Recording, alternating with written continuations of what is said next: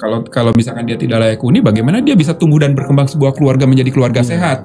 Dan di situ di rumah-rumah tidak layak huni itu kan lahir anak-anak calon penerus generasi kita ke depan yang akan menjalankan Indonesia ke depan.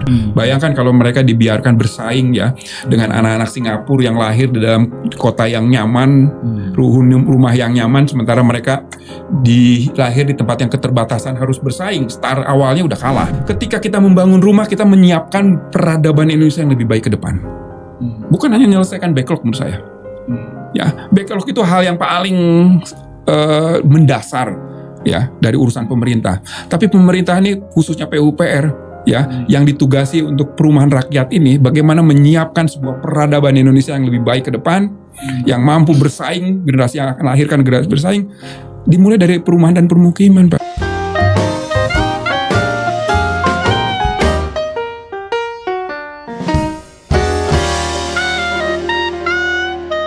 Kemarin kebetulan saya jadi narasumber ini Pak, dari perumahan juga, perumahan tentang pengelolaan rumah susun, ya, tapi saya dari sisi pelatihannya. Itu saya lihat data-data Pak ya, itu hampir semua rumah susun yang dibangun oleh PUPR, yang diserahkan ke Pemda itu masih disubsidi Pak biaya pengelolaannya. Itu kenapa tuh Pak? Nggak matching antara supply demand. Yang harusnya masyarakat dimasukkan kategori social housing, kita masukkan ke public housing. Yang nggak nyambung Pak. Artinya mereka nggak. Kalau yang namanya social housing belum sampai kapanpun mereka nggak akan mampu. Kan persoalannya itu. Kita sekarang gini, kita mengukur gini untuk private housing aja. 1/3 gaji untuk rumah, 2/3 untuk hidup. Ya nggak bisa kalau penghasilan 2 juta. Atau 1,5 juta misalkan ya, penghasilan 1,5 juta. Bank yang 500 ribunya untuk angsur rumah, yang 101 jutanya untuk kehidupan, yang nggak hidup dia. Gitu kan? Jadi di buku ini saya menjelaskan bagaimana kita mengklasifikasikan kelompok sasaran tersebut. Itu penting. Ya, ketika kelompok sasaran yang tadi yang harusnya diberikan social housing dipasarkan public housing, social housing dengan public housing, ya nggak nyambung sampai kapanpun, nggak akan mampu. Sama yang public housing dikasih private suruh beli. Ya ini teman-teman ini ngasih contekan ke saya nih Pak. Ini masyarakat sendiri katanya menurut penghasilan itu dibagi 7 tipe Pak. Ya. 7 tipe. Ada masyarakat berpenghasilan atas, menengah, MBR atas. Jadi MBR itu ada MBR atas, ada MBR tengah, ada MBR bawah, ada MBSR kurang miskin, ada MBSR sangat miskin. Jadi MBSR. Miskinan ekstrim. Jadi sebenarnya harusnya yang masuk ke rumah susun yang kita dibangun PUPR itu yang mana nih Pak? Yang MBR menengah. Oh, malah MBR menengah ya? MBR atas itu udah harus boleh dia private housing. Ya. Nah sekarang rumah susun itu dihuni oleh MBR bawah, bahkan miskin. Ya, contohnya nih orang yang dari kawasan kumuh digusur, dipindahin. Kan kemarin DKI itu rame ya, ya di Kampung Akuarium, suruh tinggal di rumah susun. Ya mereka untuk hidup di situ aja udah nggak bisa survive kok. Artinya kalau kita petakan kemampuan ekonomi dia untuk untuk biaya penghidupannya saja, untuk standar hidupnya saja, standar hidup keluarga layak gitu ya. Kalau ada rumah layak huni, ini layak hidup. Nah belum terpenuhi kan layak hidup kan ada standarnya Pak.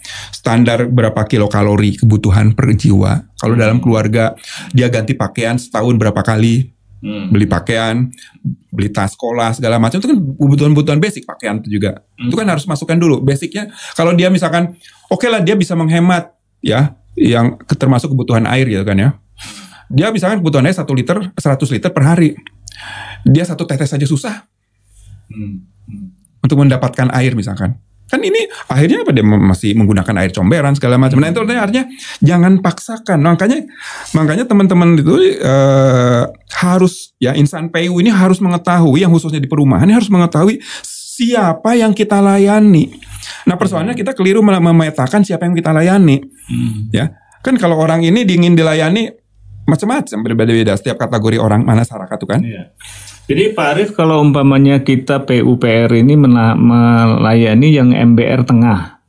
Terus yang sisanya MBR bawah, MBR SR miskin dan sangat miskin siapa Pak? Social housing itu harus disiapin. Iya, maksudnya Kementerian Sosial. Kalau fisiknya harusnya PU juga bisa masuk. Fisiknya ya. Kan PU tuh ngurusin fisik ya. Namanya Kementerian PU dari dulu Kementerian Fisik. Iya.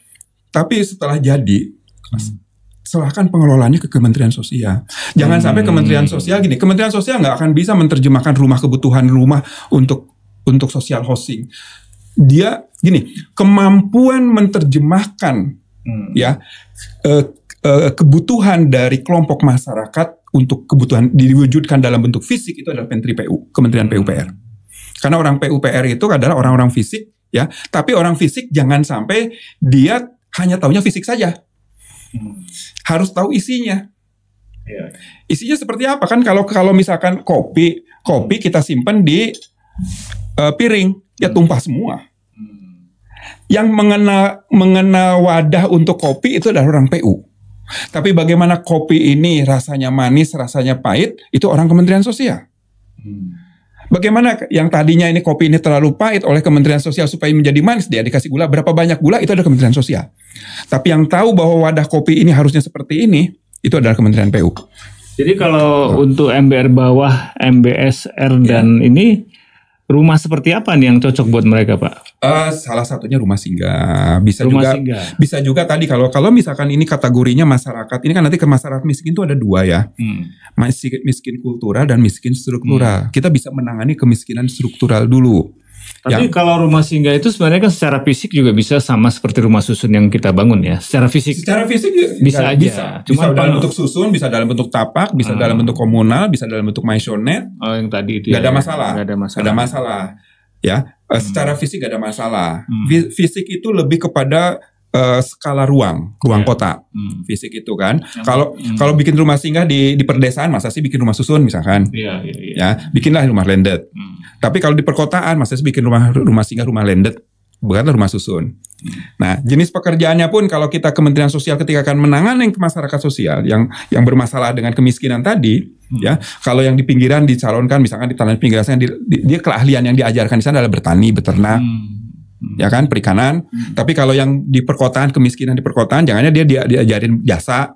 Kalau jadi tukang parkir, diajarin parkir yang benar. Kalau jadi supir, juga supir yang benar. Kalau bagian asisten rumah tangga yang benar. Kan pelatihan juga beda Pak. Karena kan miskin itu persoalannya kan dia bisa juga dikarenakan tadi ada keterbatasan kemampuan. Dan keterbatasan kemampuan itu perlu tingkatkan. Nah, itu tugas kementerian lain gitu Pak ya. Iya, Pak Arief. Iya. Itu kalau saya lihat di TV Pak ya. Itu kan seperti negara paling besar seperti negara adidaya Amerika itu Pak. Itu sekarang masalah homeless itu juga luar biasa itu Pak. Nah, itu dikaitkan ke kita gitu. Yang tadi yang angka Bapak 12,7 Pak ya. 12,7 juta itu apakah itu bisa yakin diturunkan atau kalau ngelihat ke Amerika kayaknya nggak mungkin turun itu atau gimana Pak? Ini kan tergantung dari gini Pak Rizky ya. Kita ini negara yang gemah ripah loh Cinawi. Sumber daya alam kita sebenarnya masih berlimpah. Gitu ya. Tapi kita masih mungkin barangkali punya masalah dengan pengelolaan. Harusnya gitu ya. Harusnya kita punya kemampuan, masyarakat kita punya kemampuan untuk produktivitas tinggi. Nah, persoalannya kita memang tidak persoalan hanya fisik semata, kita ada persoalan rendahnya produktivitas masyarakat kita. PUPR membangun irigasi harusnya dia bisa membantu petani yang tadinya sekali panen setahun bisa 2 atau 3 kali. Kan harusnya ke sana. Ini untuk mendongkrak kemiskinan kan. Jadi persoalannya di sana. Nah, sekarang kalau dikaitkan dengan Amerika tadi yang sekarang sudah muncul tentang tingginya homeless ya. Sehingga mereka bikin rumah tenda-tenda seperti itu. Satu ya, secara perekonomian memang Amerika juga tidak stabil sekarang ya, makanya dia di dunia ini peran dia, hegemoni dia sudah akan diambil alih oleh Cina barangkali salah satunya, itu kan salah satu. Nah, kemudian kedua juga banyak juga imigran ya yang datang ke sana ya, yang dari negara-negara Amerika Latin itu yang mengakibatkan juga dia tidak punya kemampuan ekonomi sebetulnya Pak, dan negara belum menyiapkan itu ya. Karena memang di sini kekuatan negara ini kita juga sama. Kita punya keterbatasan fiskal juga di anggaran kita juga. Kita juga punya persoalan itu gitu. Makanya kita harus pertama bekerja sama dengan pemerintah daerah, dan pemerintah daerah harus punya peran yang tinggi memprioritaskan perumahan ya. Nah, sekarang persoalannya di Undang-Undang Nomor 23 tahun 2014, peran pemerintah itu masih dibatasi di penanganan bencana dan yang terpengaruh proyek, yang terdampak proyek. Padahal sebetulnya peran pemerintah daerah dalam buku ini saya tulis tidak seperti itu, lebih luas, gitu ya. Nah, sehingga kita juga punya persoalan dalam buku ini pun saya usulkan agar Undang-Undang Nomor 23 2014 itu direvisi. Gak bisa semua urusan perumahan diserahkan ke pusat, gak mungkin selesai, gitu ya. Nah, jadi peran pemerintah daerah juga harus, sehingga di situ Undang-Undang Nomor 23 tadi harus juga diperbaiki, ditingkatkan perannya, gitu Pak. Kalau enggak mungkin kita menjadikan sejahtera, ya. Nggak mungkin negara kita menjadi sejahtera kalau urusan rumahnya belum dipenuhi. Kalau urusan perutnya belum dipenuhi, nggak ada sih orang negara maju yang masyarakatnya perutnya buncit gitu karena kelaparan, kan nggak ada Pak Rizky cerita itu, ya kan? Atau orang negara maju, orang yang nggak bisa beli baju, nggak pakai pakaian, gitu kan? Itu kan nggak ada cerita itu gitu. Sandang, pangan, papan, 3 itu unsur penting. Nanti naik ke pendidikan, kesehatan, pendidikan gitu Pak. Baik Pak. Oke. Tadi kita kan bicara rumah orang-orang yang nggak punya rumah Pak ya. Sekarang kita masuk ke orang yang punya rumah nih Pak. Nah ini kan sebenarnya kalau dihitung-hitung kalau cuman tadi 20% kan berarti ada 80% sebenarnya yang orang yang punya rumah. Iya kan? Betul. Iya kan, berarti lebih banyak orang yang punya rumah sebenarnya dibandingkan yang tidak punya rumah. Tapi perhatian kita kan jauh lebih banyak habis ke orang yang tidak punya rumah. Nah, sementara problem di orang yang punya rumah ini juga ada yang punya rumahnya kumuh, ada yang ada mungkin tidak sehat, terus kemudian mungkin infrastrukturnya kurang. Itu bagaimana Pak? Di dalam Undang-Undang Nomor 1 2011 Pasal 32 itu dijelaskan bahwa pemerintah itu menangani 2. Rumah tidak peningkatan kualitas lingkungan dan rumah baru, gitu. Jadi ada peningkatan kualitas, makanya pemerintah punya program Kotaku, ya, program penanganan kawasan kumuh, ada BSPS. Ini dalam rangka sebetulnya pasal 32 yang peningkatan kualitas lingkungan. Kemudian ada rumah baru, ya, program FLPP yang bekerja sama dengan Perumnas, dengan pengembang swasta, gitu Pak. Nah itu, sudah ada sebenarnya skemanya. Hanya antara kemampuan kita menyediakan dengan permintaan, pertumbuhannya lebih cepat permintaan. Ya, jadi kalau kita pertambahan rumahnya kita linier, ini pertumbuhan permintaannya eksponensial, melejit terus, makin tinggi. Nah ini, ya sehingga kita perlu ekstra. Apa aja Pak yang dilakukan untuk rumah-rumah yang istilahnya rumah swadaya Pak atau apa? Rumah swadaya itu ada dana kita punya program stimulan kan? Stimulan itu untuk mendorong supaya pemerintah memberikan uang sekian, mereka bisa menambah untuk mulai membuat rumah yang lebih layak huni gitu. Jadi ada program BSPS. Nah, program BSPS itu kan dana stimulan. Gratis Pak. Hibah itu ya hibah. Itu siapa yang dapat itu Pak? Yang itu masyarakat yang harusnya adalah masyarakat dengan penghasilan desil 1, 2 dan 3 paling masuk tinggi. Kategori mana tadi itu Pak? Miskin. MBSR miskin. MBSR. Oh, tapi dia punya rumah. Dia bisa punya lahan warisan atau dia punya rumah warisan tapi rumahnya tidak layak huni. Ya. Yang dia tidak mampu beli lahan, dia tidak mampu beli rumah sebetulnya. Gitu ya. Tetapi dia punya peninggalan. Punya peninggalan entah warisan entah apa gitu kan ya. Nah itu, tapi dia tidak punya kemampuan. Jadi kan kemampuan seseorang itu tidak diukur dari modal awal dia punya tanah atau punya bangunan, tidak. Tapi kemampuan hari-hari dia, penghasilan dia per hari-hari. Makanya kategori MBR itu bukan dari dia punya apa, tidak hanya itu gitu ya. Bahwa dia besaran penghasilan per bulannya berapa, jadi pekerjaannya apa, gitu Pak. Nah itu kelompok itu yang harusnya masuk dalam kelompok BSPS. Dibantu, diperbaiki rumahnya gitu kan, bedah rumah lah. Bedah rumah. Berarti untuk supaya layak huni Pak ya? Supaya layak huni, karena kenapa itu perlu diintervensi, nggak bisa dibiarkan. Kalau misalkan dia tidak layak huni, bagaimana dia bisa tumbuh dan berkembang sebuah keluarga menjadi keluarga sehat. Dan di situ di rumah-rumah tidak layak huni itu kan lahir anak-anak calon penerus generasi kita ke depan yang akan menjalankan Indonesia ke depan. Bayangkan kalau mereka dibiarkan bersaing ya dengan anak-anak Singapura yang lahir di dalam kota yang nyaman, rumah yang nyaman, sementara mereka lahir di tempat yang keterbatasan harus bersaing. Start awalnya udah kalah. Ya. Nah, jadi supaya startnya tidak kalah, ya kita siapkan, pemerintah harus masuk menyiapkan rumah buat keluarga. Ya tentunya dalam rangka menyiapkan bangsa ya. Jadi gini, ketika kita membangun rumah, kita menyiapkan peradaban Indonesia yang lebih baik ke depan. Bukan hanya menyelesaikan backlog menurut saya. Ya, backlog itu hal yang paling mendasar ya dari urusan pemerintah. Tapi pemerintah ini khususnya PUPR ya, yang ditugasi untuk perumahan rakyat ini bagaimana menyiapkan sebuah peradaban Indonesia yang lebih baik ke depan, yang mampu bersaing, generasi yang akan lahirkan generasi bersaing, dimulai dari perumahan dan permukiman, Pak. Ya, nggak mungkin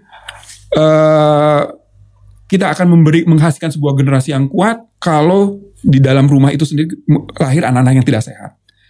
Nggak mungkin anak-anak itu bisa sehat kalau rumahnya tidak sehat. Ya, maksudnya. Jadi di dalam jiwa yang sehat terdapat dalam jasmani yang sehat terhadap jiwa yang sehat lah, kurang lebih itu kan? Iya, iya. Itu semboyannya olahraga, semboyan olahraga. Ya. Saya sampai lupa. Ya ini kadang-kadang saya khawatirnya ini kita salah apa istilahnya, salah strategi ya. Kalau dari data kan ternyata rumah yang tidak memiliki rumah itu tadi kan cuma di bawah 20% aja. Ternyata 80% itu bangsa Indonesia memiliki rumah, tapi saya nggak tahu datanya apakah fokusnya PUPR ini lebih besar ke yang belum memiliki atau yang sudah memiliki? Lebih besar yang sudah memiliki, tetapi kalau kita runut kembali Pak, mereka memiliki di dalam konteks perkotaannya ya, itu adalah tidak tertata. Rumahnya sehat tapi tidak tertata lingkungannya. Jadi kita kalau kita bicara tentang pada skala lingkungan perumahan dan permukiman yang sehat, itu masih lebih luas yang tidak sehat. Nah, ini perlu dijelaskan mungkin Pak. Yang kategori rumah sehat itu apakah hanya kotak rumahnya aja atau termasuk lingkungannya? Rumah sehat kita definisikan rumahnya sendiri kotak rumah. Tetapi rumah sehat itu tidak mungkin terwujud kalau lingkungannya tidak sehat. Nah, persoalannya sekarang kita ya punya PR besar juga terhadap lingkungan yang tidak sehat. Nah, untuk lingkungan perumahan yang sehat itu ada programnya Pak, kita udah. Salah satunya Kotaku. Ya, meskipun saya menyayangkan juga gitu ya, kedalaman Kotakunya sendiri, gitu ya. Karena kita nggak bisa gini Pak, kita harus punya sebuah skema program ya. Saya nggak tahu nih apakah mampu dilakukan oleh Kementerian PUPR ya, PUPR sebagai leading sektornya di Kotaku misalkan ya, dengan pemerintah daerah, dengan kementerian yang lain. Karena persoalannya yang kita selesaikan nggak tuntas. Gini deh, kalau misalkan kita luka robek gitu ya, yang harusnya dijahit tapi kita hanya diobati oleh dengan obat-obat. Kalau dulu ada obat merah misalkan ya. Sekarang betadin sekarang gitu ya. Kan nggak bisa hanya dibetadinin saja, harus dijahit. Nah, kita tidak pernah sampai menjahit gitu. Kita hanya membetadinin aja. Atau kalau saya boleh bilang gini, kalau kita sakit, kita hanya diobatin gejalanya saja. Akar penyakitnya, akar masalahnya nggak pernah diobatin. Gejalanya aja. Misalkan kita sakit lambung gitu kan ya, kan jadinya pusing nih, sakit kepala, cenut-cenut. Kita dikasih paracetamol, obat penghilang sakit kepala, hilang sakit kepalanya, tapi ininya nggak sembuh gitu. Bahkan maka akan jadi parah. Itu yang terjadi Pak. Ya, saya juga mikirnya gitu Pak. Tadi Bapak kan nyinggung bedah rumah gitu ya. Oke, bedah rumah itu kan cuma satu rumah. Rumahnya saja. Padahal lingkungannya kan betul. Seperti apa? Betul. Padahal sebenarnya yang namanya rumah layak huni itu kan tidak hanya rumahnya sendiri, termasuk rumah-rumah lain, termasuk juga Pak halaman dan lain-lain kan. Betul. Kan kita nggak bisa kaya sendiri. Kalau lingkungannya kita tinggal di sebuah lingkungan kita kaya sendiri, yang lain miskin. Menderita kita Pak. Betul. Kita menderita. Jadi kita nggak boleh kaya sendiri. Kalau kaya bersama deh, ajak semua supaya kaya gitu kan. Kalau sejahtera jangan sejahtera sendiri, semua ajak sejahtera. Itulah peran kita. Kenapa? Nggak mungkin kita bisa hidup merasa sejahtera ketika lingkungan sekitar kita tidak sejahtera. Iya. Itu 40 rumah loh kiri kanan tuh harusnya. Ya kalau kita ingin sejahtera, benar-benar ingin sejahtera pada ideal, 45 keliling kita, kiri kanan itu harus sejahtera semua. Baru kita merasakan sejahtera. Satu RT lah ya? Satu RT lebih malah. Satu RW. Satu RW ya? Satu RW, nggak bisa. Gitu.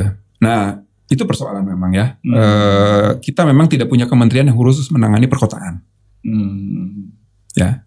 Yeah. Mestinya ada housing and urban development. Nah, ini kita masuk ke perumahan dan perkotaan itu harus jadi sebuah urusan sendiri tuh Pak Rizky. Yang selanjutnya nih Pak, BPIW gimana nih nanti ini? Masalah regulasi Pak. Jadi sebenarnya regulasi apa aja sih sebenarnya yang dibutuhkan untuk membuat ekosistem perumahan ini yang nggak usah sangat ideal lah, minimal layak itu dan juga sehat itu seperti apa Pak? Regulasi apa aja gitu? Satu regulasi yang harus kita lengkapi, misalkan dari sisi kelembagaan, gitu ya. Lembaga-lembaga itu harus jelas lengkap dulu, yang ngurusin ini, ya. Kita sudah punya misalkan lembaga amanat Undang-Undang Cipta Kerja BP3, hadirkan. Kita sudah punya Perumnas. Posisikan. Perumnas itu sekarang salah posisi Pak. Salah posisi. Dia pengembang plat merah BUMN, ya. Dia harus bersaing dengan pengembang swasta yang berorientasi profit. Sementara negara punya urusan tadi public housing. Ya harusnya public housing itu dihandle oleh pengembang seperti Perumnas. Yang di dalamnya PMN hadir. Ada modal pemerintah di sana, ada modal negara. Beda dengan pengembang swasta. Dia murni pakai duitnya sendiri. Bertarung gitu kan ya. Nah, Perumnas nggak bisa bertarung di atas. Perumnas harus betul-betul dia menjaga regulasi juga, harus comply dengan regulasi. Di sana boleh juga sih berjuang untuk miring-miring dari regulasi sehingga muncul pengawasan dari pemerintah supaya dia tidak menyimpang. Perumnas masa mau berlakukan begitu kan enggak gitu, nggak boleh. Dia bagian dari unsur negara gitu Pak. Nah, jadi kita pertama perlu melakukan reposisi kelembagaan yang ada dan kita perlu menambah kelembagaan-kelembagaan untuk melengkapi untuk bisa menjalankan itu satu. Artinya itu perlu regulasi dong. Ya, BP3 dibentuk dengan Perpres, Undang-Undang Cipta Kerja, regulasi. Kedua, ya, dari sisi keuangan. Kita masih terbatas APBN. Semua tergantung APBN. Padahal ada sumber-sumber pembiayaan lain loh. Ya kan? Dana CSR. Kenapa nggak kita kelola? Ya. Tabungan perumahan, dana masyarakat. Belum berjalan efektif. Ada BP Tapera, Undang-Undang Nomor 4 Tahun 2016. Kita masih miskin. Regulasinya ada tapi nggak jalan. Artinya apa? Bermasalah. Dia harus perbaiki lembaganya. Dorong lembaganya supaya jalan. Perlu terobosan. Gitu, kalau yang ada itu apakah sudah cukup atau memang perlu ada baru lagi Pak? Kalau di dalam buku saya nyatakan ada beberapa tambahan harus dilengkapi. Tambahan ya? Perlu. Makanya tadi setelah saya merasa ketika nyusun buku ini seperti nyusun disertasi. Gitu ya.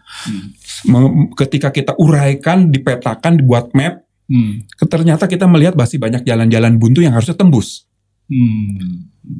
Gitu ya. Kenapa jalan buntu itu kan mengakibatkan terjadinya bottleneck. Bottleneck itu kalau di dalam tubuh kita, ya kalau ada bottleneck, kalau di kepala itu pecah urat darah itu stroke itu. Nah dari sisi perumahan kita juga bisa menciptakan stroke. Makanya ada jalanan macet, ada rumah yang tidak dihuni, ada rumah yang tidak ada listriknya, sudah dibeli, sudah dicicil, tapi nggak ada listrik, nggak ada air, stroke. Ya cuman stroke kecil kali ya. Tapi kalau kita petakan datanya, jadinya stroke besar ini. Di sana sini pecah. Terjadi stagnan. Ya kalau rumah sekarang gini, bayangin Pak, kita bangun rumah, bantu rumah, bunga 5%, ya kan, dengan uang muka ringan, tiba-tiba tidak dihuni. Udah lahannya juga rusak karena dibangun rumah gitu kan. Terus rumahnya dibiarkan rusak juga, tumbuh alang-alang kan, ini banyak juga. Nah ini kan Pak Jokowi Pak dari dulu kan menekankan perizinan harus ringkas segala macam. Sekarang bagaimana Pak ceritanya Pak? Kalau saya lebih cenderung begini masalah perizinan ya. Izin itu kan standar. Kalau kita bicara IMB atau PBG itu hanya memastikan bahwa perencanaan ini compliant dengan regulasi, compliant dengan standar teknis.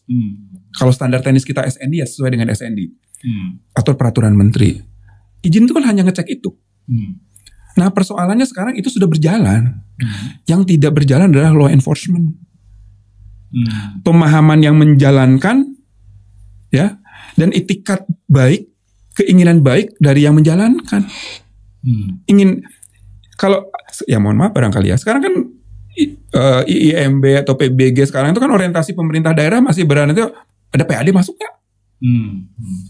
Nah, persoalannya bukan masalah PAD. PAD itu bukan tujuan utama dari adanya IIMB atau PBG ya. Tujuan utamanya adalah IIMB PBG itu ada tujuan utama sesuai dengan regulasi. Kalau PAD itu efek saja. Nah kita sekarang ngejar efeknya, ininya diabaikan sehingga banyak rumah-rumah bangunan yang keluar IIMB, PBG tidak bagus kualitasnya. Tapi dari sisi kecepatan sesuai anjuran Pak Presiden sudah mulai cepat atau gimana sekarang? Saya menganggap belum. Kenapa? Antara IIMB dan PBG dengan adanya SIMBG masih sama. Karena mindsetnya kita berbeda. Kita tidak melakukan digitalisasi secara benar. Kan gini Pak, kalau kita misalkan dokumen itu yang tadinya diperiksa hard copy-nya, ya dikirim pakai pos atau kurir, sekarang dikirim lewat SIMBG, di scan. Kemudian nanti dicetak lagi atau diperiksa lagi. Nggak bisa, yang namanya digitalisasi bukan begitu. Harus menggunakan artificial intelligence. Jadi dokumen gambarnya harus dokumen gambar digital, data-data semua digital. Sehingga nanti yang tadinya diperiksa oleh orang, oleh TPA, tim profesional ahli, atau tim penilai teknis di pemerintah daerah, peran itu digantikan oleh IT, artificial intelligence. Dia menganalisis sendiri. Ya, ini benar, ini salah. Jadi nggak ada intervensi orang, itu baru mempercepat. Lah kalau sekarang cuma beda ngirim aja, diupload, dikirim ke SIMBG, kemudian nanti diperiksa lagi sama manusia, sama individu-individu yang punya sertifikat TPA sebagai tim profesional ahli, itu hanya beda ngirimnya. Beda metodenya aja ya. Ya, yang namanya artificial intelligence tidak seperti itu. Yang namanya digitalisasi itu tidak seperti itu. Yang namanya digitalisasi itu adalah sistem itu yang menganalisis sehingga peran manusia hilang. Sehingga nanti kalau peran manusia hilang, law enforcement kan bisa persoalan law enforcement hilang. Kita tinggal mensupervisi sistem saja. Itu yang kita lakukan di aplikasi Sikasep, Sikumbang, Sipetruk waktu di PPDPP dulu. Ya, saya sudah bisa mengurangi jumlah orang yang kerja.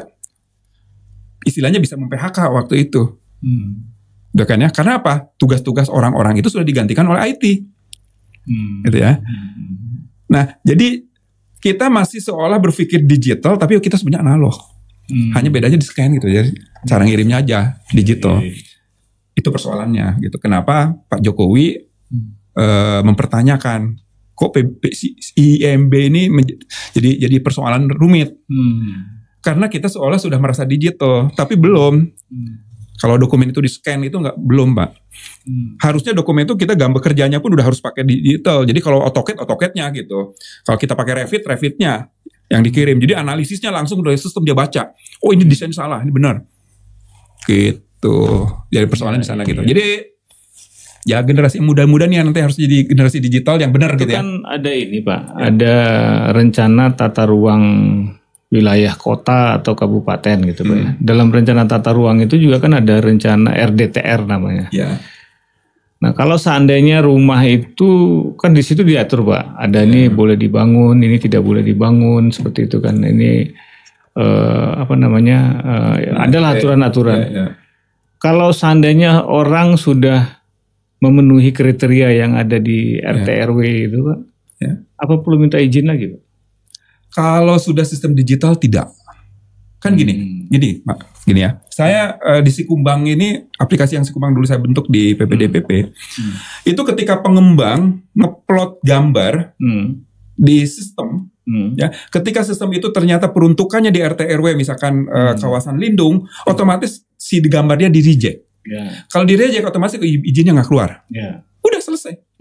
Nggak ada orang yang menyatakan ini salah atau enggak. Udah, pokoknya di reject oleh sistem. Karena sistem dia tidak matching, tidak klop. Dia di atributnya dikategorikan, misalkan ya di dalam sistem atributnya dinyatakan ini adalah kawasan lindung. Dia memasukkan kawasan perencanaan untuk perumahan, udah pasti ditolak karena tidak ini. Sistem itu Pak harusnya. Jadi nah itu yang disebut sebagai digitalisasi. Koordinat ya. Iya, revolusi industri ya 4.0 itu.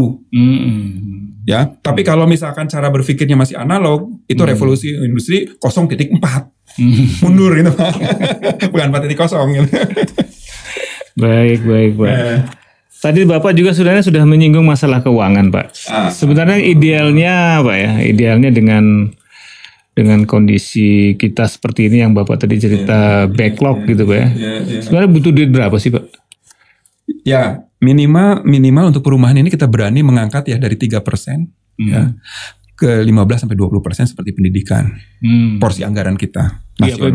APBN, APBD juga nanti sama dorong ke sana ya. Karena kalau sekarang ya bukan apa-apa gitu ya. 20% bisa saja dengan misalkan ya seluruhnya nasional dengan APBD misalkan ya. Karena kalau nggak begitu kita nggak mungkin gitu ya. Tadi saya mengilustrasikan analogi bahwa ekosistem perumahan ini anggaran ini sama dengan matahari. Ya, kalau mataharinya redup, tutup awan, saya kira nanti pohon-pohon nggak akan tumbuh, bunga-bunga nggak akan mekar, buah-buahan nggak akan tumbuh. Ibaratnya seperti itu Pak. Sekarang ini matahari kita masih membutuhkan sebuah cahaya yang cukup untuk menerangi kehidupan. Ya, jadi termasuk bakteri juga dia akan terurai kalau ada matahari. Nah sekarang mataharinya masih kecil, masih redup gitu. Pak Arif, ya itu sekarang aja kan jalan itu kan kita sudah mulai muncul lagi IPJK. Ya, dulu Impres Jalan Kota, Impres Jalan Kabupaten itu kan dulu sempat hilang. Sekarang malah sesuai dengan tuntutan zaman malah muncul lagi gitu ya. Nah perumahan ini kenapa nggak diimpreskan aja Pak? Ya, saya kira memang betul di sini salah satu peran Bappenas ya menurut saya gitu ya Pak. Walaupun di sini kita bicara tentang Kementerian PUPR, tapi perumahan ini tidak bisa juga tidak terlepas dari urusannya Bappenas. Bagaimana skenario Bappenas, bagaimana Bappenas juga memfungsikan di luar Kementerian PUPR. Tadi saya bilang ada transmigrasi dulu, contohnya gitu ya. Dan itu kan bisa juga didorong lagi gitu ya, sehingga akan muncul impres baru ya untuk memerankan itu. Dan di situ harus dirijennya ya mau tidak secara nasional untuk berlintas kementeriannya Perumnas. Ya saya nggak tahu apakah Kementerian PUPR ini sanggup juga menjadi dirijen, ditugasi untuk dirijen bagaimana mengawal teman-teman di Kementerian Sosial. Karena Kementerian Sosial juga saya kaget Pak Rizky ya, ternyata mereka juga ada bangun rumah. Bahkan waktu di Lombok, waktu gempa Lombok saya pernah didatangi waktu masih di Puskim. Dari Kementerian Sosial dia punya dana untuk bangun rumah. Loh saya kaget gitu. Anda mestinya masalah-masalah sosial bukan masalah urusan kayak gini gitu kan. Boleh bangun rumah saya bilang ya, kan harusnya dia bangun rumah untuk orang-orang yang anak jalanan, orang yang homeless, urusan sosial gitu kan. Ini kan bukan masalah sosial, bencana ini kan bukan sekedar, bukan dalam kategori sosial yang karena masalah sosial gitu ya. Dia karena alam gitu ya. Kita punya Kementerian Transmigrasi, dia punya juga bangun rumah, ya. Nah, untuk yang mana ngurusnya gitu. Nah, sekarang kan harus ada pembagian urusan tadi, gitu ya. Nah, dana mereka kan kalau memang ya saya nggak tahu ya apakah kalau ingin terlibat fisik ya boleh-boleh saja ya. Kan urusannya dulu juga sama ya. Kementerian Pendidikan bangun sekolah sendiri, sekarang dibalikin ke PU, rumah sakit, kesehatan. Dulu bangun rumah sakit sendiri, kembali lagi sekarang ke PU gitu kan. Jadi sehingga diciptakannya kan ada direktorat khusus gitu ya. Nah, rumah juga bisa begitu. Gitu ya. Mungkin urusan rumah tadi saya sudah jelaskan gitu ya. Urusan rumah, urusan wadah, ya wadah itu harus cocok dengan isi. Tapi bagaimana mengubah-ubah isi, merekayasa isi bukan tugas kita. Ya, tapi kalau wadahnya salah, orang juga susah. Sekarang kalau kita mau ngubah-ngubah, ya mau ngaduk-ngaduk kopi kita di sini dengan volume yang sama di alas cangkir ini, kan susah. Diaduk-aduk tumpah. Berarti kita salah bikin wadah. Ya ini problemnya kan selalu kalau Pemda itu kan selalu dibilang nggak punya uang, Pak. Selalu kan seperti itu kan. Selalu mereka akhirnya tadi ya minta-minta dibangunin rumah susun gitu ya. Akhirnya karena mereka lebih ke sifatnya yang project oriented atau pengen gagah-gagahan tadi gitu ya. Akhirnya pengelolaannya jadi terlantar seperti itu, Pak. Nah, kalau seandainya diimpreskan saja kan tanggung jawabnya sudah mereka. Ini kan kita dibangun sama pusat, terbengkalai yang kena pusat juga, asetnya masih aset pusat kan. Ya, makanya salah satu sekarang kalau memang impres itu kita bisa lakukan nggak ada masalah saya. Tapi persoalannya kan sekarang kita terlalu memenuhi keinginan Pemda. Ya, notabene dengan catatan barangkali ya keinginan Pemda itu kan ada keinginan lain di situ katanya dari pihak lain ya yang ternyata di situ tidak butuh. Kan persoalannya itu. Nah, bisa nggak kita menolak kota-kota atau wilayah kota-kota atau kabupaten yang tidak butuh rumah jenis begini kita paksain siapin? Kan keberanian kita menolak salah satunya. Ya, tadi saya sampaikan. Ironis loh Pak, ada kepala daerah yang minta rumah susun ke PUPR hanya karena ingin dia punya kesan bahwa daerahnya punya bangunan tinggi. Bahkan saya lupa ya, dulu saya waktu di Balitbang tuh pernah salah satu daerah, saya dengan kepala badan Pak Ari, Pak Heri Fasa dulu ke satu daerah, yang daerahnya itu semua rawa, 80%-nya kabupaten itu rawa, dia ingin punya boulevard seperti Jakarta. Ya kan? Ini yang mindset seperti ini kan mestinya kita nggak penuhi dong. Lo karakteristik dia karena kabupaten itu adalah rawa. Kalau rawa ya kenapa nggak seperti Venesia gitu kita buatnya? Kenapa harus punya boulevard gitu kan? Dia punya sungai-sungai yang besar yang menjadi proses lalu lintas. Kotanya di Batu Bangun kota air. Tapi ingin seperti Jakarta, ada boulevard, ada taman di tengah kota jalan. Kan ini yang jadi persoalan. Kita sebagai pusat harusnya bisa mengarahkan juga kota kabupaten seperti itu. Sama di rumah susun juga, di perumahan juga. Ya kota kok daya dukung kota, kapasitas daya dukung kota masih mumpuni, ngapain juga harus rumah susun? Hanya untuk gaya-gayaan kan nggak boleh dong, gitu ya. Anak kecil minta motor, dibeliin motor, celaka dia. Karena belum waktunya gitu ya, sama lah. Kota-kota kabupaten kita juga tidak semua harus kita. Nah ini saya kira di sini kita masalahnya mengetatkan kriteria gitu, harus berani. Kriteria. Kalau kriteria itu tidak dipenuhi sampai kapanpun bantuan PU nggak akan muncul harusnya gitu ya. Ya, itu barangkali prioritas ya kita harus mampu. Baik Pak. Oke. Sekarang mungkin terakhir Pak nih. Ya. Ini kan masyarakat kita ini kan nggak boleh miskin terus Pak. Iya kan? Nggak boleh dong. Iya kan? Ya. Dia disiapkan sama kita rumah untuk MBR lah gitu kan. Ya harapan kita kan waktu dia tinggal di situ juga jangan miskin terus kan gitu kan. Ya, harus ada. Bagaimana Pak peran kita supaya orang yang tinggal di rumah MBR itu bisa juga ekonominya tumbuh. Apa yang bisa kita lakukan? Satu yang tidak pernah kita lakukan, ya, kita tidak pernah mengevaluasi outcome dari program. Saya dari zaman di BLU PPDPP dulu saya selalu bilang, tolong lakukan evaluasi. Apakah dengan program FLPP yang masyarakatnya MBR berubah tidak MBR berapa tahun? Kalau selama 20 tahun dia MBR terus, gagal sebenarnya. Kalau gagal jangan diterusin program ini, harus berubah.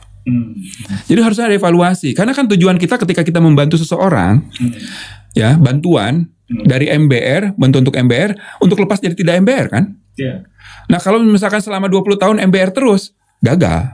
Makanya kita harus evaluasi, saya bilang. Evaluasi. Harusnya dia dalam waktu berapa tahun bisa lepas tidak MBR. Ya, kalau menurut penelitian dulu Puslitbang Permukiman, itu 7 tahun itu mereka sudah meningkat sosial ekonominya. Nah, artinya apa? Kebijakannya dibuat dong.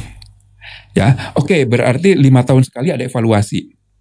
Kalau masyarakat itu sudah tidak MBR, dia sudah kategorinya masyarakat menengah, mampu, ya sudah dia harus melunasi. Ya, kalau tidak dilunasi, dia diubah menjadi bunga komersial. Bantuan subsidi pemerintahnya hilang, cabut, ikut komersial kan begitu. Dari evaluasi ternyata masih MBR, oke diperpanjang sampai 5 tahun lagi. Kita kan nggak ada Pak. Oh iya, makanya. Termasuk program-program seperti BSPS. Apakah orang dengan bantuan BSPS kita evaluasi pasca bantuan tersebut? Kan ini kita harus mengevaluasi program. Saya nggak tahu ya di siapa nih. Harusnya Saya nggak tahu apakah Itjen atau siapa, tapi harus ada yang mengevaluasi. Kalau tidak ya minimal Direktorat Jenderal UNOR-nya sendiri melakukan evaluasi terhadap programnya sendiri. Kan program kita dari tahun ke tahun itu saja, begitu saja, tidak ada modifikasi, tidak ada perbaikan. Tidak pernah kita pantau. Makanya nanti di dalam buku ini ya ada siklus. Ada siklus di mana di situ ada tahapan MONEF. MONEF itu kalau yang baik bagaimana ditingkatkan makin baik. Kalau yang bermasalah, yang buruk programnya, maka diperbaiki atau dihapus. Ada di sini siklus di halaman terakhir. Ya, saya juga mikir Pak, kalau seandainya ekonomi mereka membaik, mereka kan pasti ingin hidup lebih baik lagi. Betul. Dan secara sukarela kan mereka pindah. Betul. Artinya yang mereka sudah pindah, ini yang kosong ini kan bisa diisi yang MBR baru kan. Betul. Seperti itu. Betul. Jadi ada siklus juga di situ kan. Betul. Karena kan gini ibaratnya, program itu ibaratnya kalau kita dokter, kan PUPR juga boleh dianalogikan sebagai dokter. Kasih resep. Ya, orang sakit perut obatnya apa? Orang sakit kepala obatnya apa? Orang sakit mata obatnya apa? PU juga sama kan? Nah, jangan sampai diobatin malah jadi tambah sakit. Kan harusnya diobatin sembuh. Pertanyaannya, kita membuat resepnya udah bener nggak gitu? Kalau ternyata resep yang kita kasih gitu-gitu aja gitu. Apalagi makin parah backlog. Ada masalah berarti nih. Ya kan? Kalau backlog nambah masalah berarti resep kita nggak akurat dong. Kalau sakit perut, sakitnya sedikit, tiba-tiba sakitnya jadi besar, tambah parah diobatin, obatnya salah dong. Pasti dokter ganti resep. Kita PU pernah nggak ganti resep gitu? Kita pernah nggak ngecek? Kita bener nggak ngediagnosanya? Kalau masyarakat miskin kenapa? Kalau rumah tidak layak huni itu kenapa penyebabnya gitu? Sehingga kita perlu bantuan yang seperti apa? Pernah nggak kita lakukan? Buku ini mengantarkan kita ke sana Pak Rizky. Gitu ya. Supaya kita lebih berpikir kritis, menyelesaikan persoalan akar masalahnya. Gitu. Baik Pak Arief, luar biasa. Mungkin untuk ini Pak, kaitannya ke buku Bapak sendiri dan juga ini pesan-pesan ke peserta pelatihan Pak. Ini kan generasi muda ini kan nanti meneruskan kita yang mau pensiun ini Pak. Bapak tadi sudah menyampaikan cukup banyak hal-hal yang menjadi PR untuk diselesaikan dan mungkin sebagian banyak ya, bukan sebagian sedikit ya, udah banyak yang Bapak tuliskan di buku Bapak ini. Kira-kira apa yang Bapak bisa sampaikan Pak, mungkin bisa disampaikan melalui kepada peserta. Makasih ya, jadi buat insan PUPR khususnya generasi muda PUPR yang menangani perumahan ya, mohon mau sedikit masuk pada pemikiran-pemikiran yang lebih kritis ya, jangan sampai kita terjebak oleh bisnis as usual saja ya, rutinitas kita lakukan, tetapi banyak terobosan-terobosan yang harus kita lakukan dan kita harus mau menyelesaikan persoalan-persoalan pada akar masalahnya, bukan hanya pada gejalanya saja ya. Dan teman-teman untuk membaca persoalan-persoalan akar yang menjadi akar masalah itu yang saya kira juga butuh pemikiran kritis, butuh berpikir cerdas di situ ya, tidak hanya bekerja keras tapi juga berpikir cerdas, saya kira dibutuhkan. Saya kira itu ya, jadi mohon insan PU selalu siap melakukan inovasi dan terobosan kebijakan khususnya ya di dalam penyelenggaraan perumahan dan permukiman supaya kita bisa menuju pada masyarakat yang sejahtera. Terima kasih. Makasih Pak Arief. Sukses selalu Pak Arief. Ya, kita butuh ide-ide Bapak lagi ke depan ya, ini karena masalah perumahan ini sebenarnya never ending problem Pak. Tidak negara Amerika aja masih problem terus. Baik teman-teman, adik-adik peserta pelatihan yang saya banggakan, demikian podcast kita dengan Pak Arief Sabarudin ya, dengan topik ekosistem perumahan. Semoga ini bisa menjadi referensi lah bagi Bapak Ibu sekalian dalam melaksanakan tugas sehari-hari, dan yang penting kreativitas Bapak Ibu, adik-adik semua ini hanya bisa sebagai pemantik saja ya Pak ya, pemantik saja. Bapak Ibu harus terus kreatif dan terus berpikir bagaimana memperbaiki, baik itu dari sisi regulasi, dari sisi kelembagaan dan lain-lain. Baik, akhir kata mari kita tingkatkan selalu kompetensi diri kita ya, berbagi inspirasi dan terus berkembang bersama. Terima kasih dan sampai jumpa di podcast selanjutnya. Wassalamualaikum warahmatullahi wabarakatuh. Waalaikumsalam warahmatullahi wabarakatuh. Oke.